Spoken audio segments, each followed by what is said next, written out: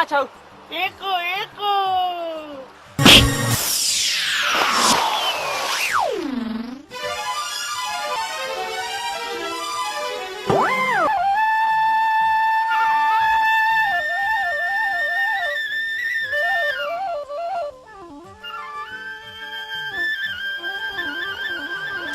खाली पुच्छर मात्रै दिन्छ टाउको चित्त हुन्छ नि त त्यो भएर पुछार जा के अर्को दियो पोला पोला अलि ठुल्ठुला मार नि ठुल्ठुला यो सानो भयो क्या काँडा अर्को है ल यो काँडा अलि मासु बाँकी चुसेर खान्छ काँडै काँडा दिएर मासु बाँकी साह्रो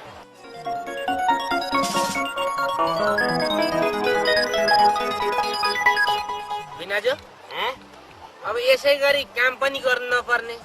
टन्न लाएर माछा पनि खान पाइने केलाई ससुराली जानु पर्यो हुन्छ हो है तेरो कुरा नि अब यसै गरी माछा मासु खाइरहन्छ भनेदेखि यतै बस्नु पर्यो यो इकुको दिदी पनि कोही छ भनेदेखि त्यो मुयालाई लिन जान्ने टाढा भएकै ससुराली यसैलाई सालो बनाउनु पर्छ क्या हो इकु अब आज माछा खाइयो है भोलि बन्टेल पर्सि कालिज एवं मृतले खाँदै जानुपर्छ है मेरो अलि जिब्रो स्वादै जिब्रो छ के काम धेरै गर्न नसके नि तेरी भिनाजु माछा मासु भनेपछि किरा फट्याङ्ग्रा पनि नछोड्ने भयो भने तिमीलाई माग्ने बुढा अहिले लाटले दिएर बारीका पाटा होइन खोलाको किनारमा पुर्याइन्छ अनि थाहा पाउँछ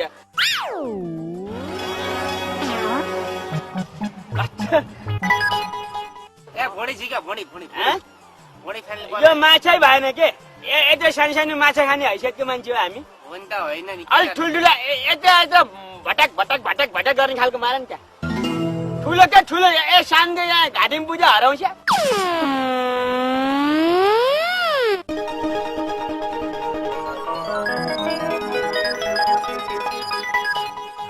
अरे सानो झिङ्गो जत्रो माछा मारेर पठाएछ अघिदेखि तैँले खान पाइने भनेको होइन ल्याप पलेर खाला चला अलि ठुल्ठुलो ल्याउ न ठुल्ठुलो ल्याउ के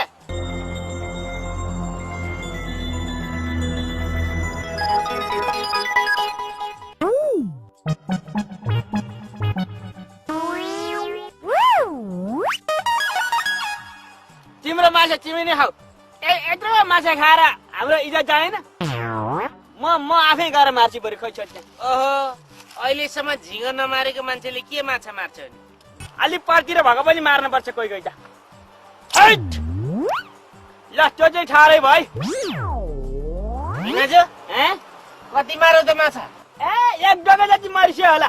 सबै काँड जति खोलाभित्र गइरहेछ है एकछिन पछि सबै काँड रोपिएर एक आँगालो माछा उता तल किनारतिर निकाल्छ होला त्यहाँ गएर लिएर जाए ल ल ल अब त्यो काँडले सानो सानो माछा मात्रै मर्दछ जस्तो लाग्यो कि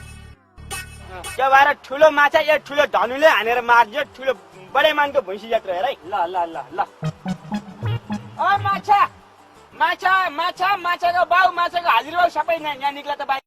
तिमीहरूलाई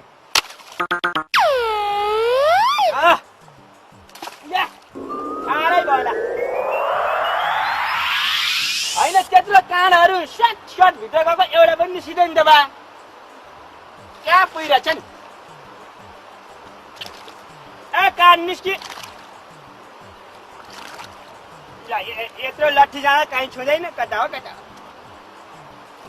होइन यो इकु पनि के खालको के धनु काँड बनाएको त्यो धनु त यहाँ आउँछ त्यो धनु त एउटा यत्रो माछा रहेछ भनेर मैले प्वाक्क हिर्काएको है हिर्काउँदाखेरि चट्याङ्गै चुनिँदो रहेछ अहिले त कहाँ पुग्यो उहाँ पुग्यो अब म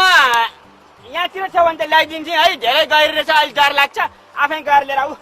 उहाँ छौ एको एको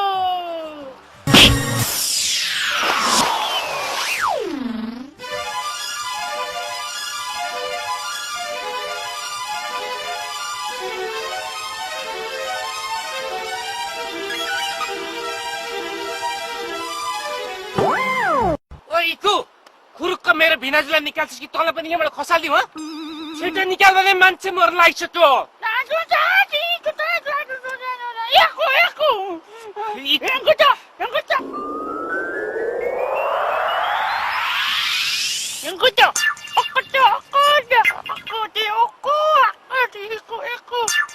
त्यो मेरो भिनाजुलाई छिटो निकाल भने हेर मलाई तैँले चिनेको छैनस् होला मेरो भिनाजुको यस्तो दाँत छ नि दाँत पनि मैले झारिदिएको त्यति शक्तिशाली छु म जति भने नि बुझ्दैन यो हेर मेरो तागत यत्रो ढुङ्गा नि उचालेर फाल्न सक्छु निकाल भनेको मेरो भिनाजुलाई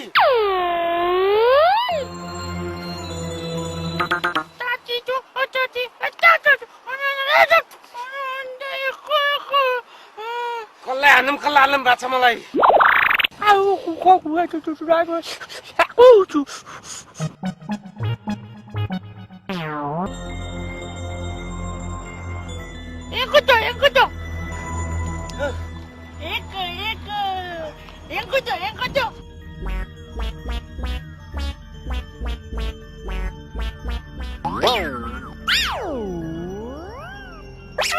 राम राम कत्रो भुँडी कति पाथी पानी खाएछन्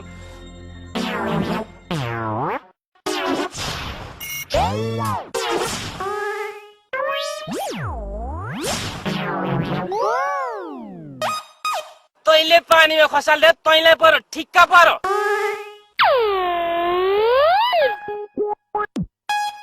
माछा खोइ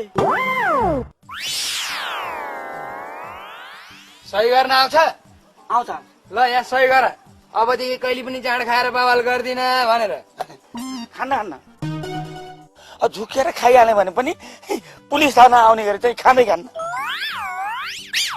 अझ बढ्ता हुन्छस् अब रहरले खाएको होइन बाध्यताले खाएको हो हाम्रो दाइको पैसा त्यो धुर्मुसे बच्चाले खाइदिएको थियो त्यही उठाउनु पर्ने अलिकति खाएको जाँड खाएर पैसा उठाउन जान्छ के नि दाजु दान नखाइकन त हात पनि आउँदैन ओइ यसको बोल्ने सोमतै छैन हजुर के गर्ने माफ गर्नुहोस् अहिलेले हामी हिँड्छौँ है ए हिँड।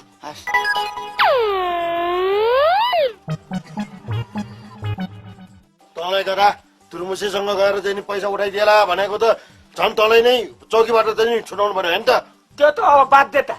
त्यही धुर्मुसेले गर्दाखेरि म चौकिया जाने बाध्यता भयो के नि तर म त्यो धुर्मुसेलाई म यति बदला लिन्छु यस्तो बदला लिन्छु लिस तैँले बदला घर आमा बिरामी छिन् उता पैसा उठाएको छैन तँ गराले केही मतलब छैन है काम हुन्थ्यो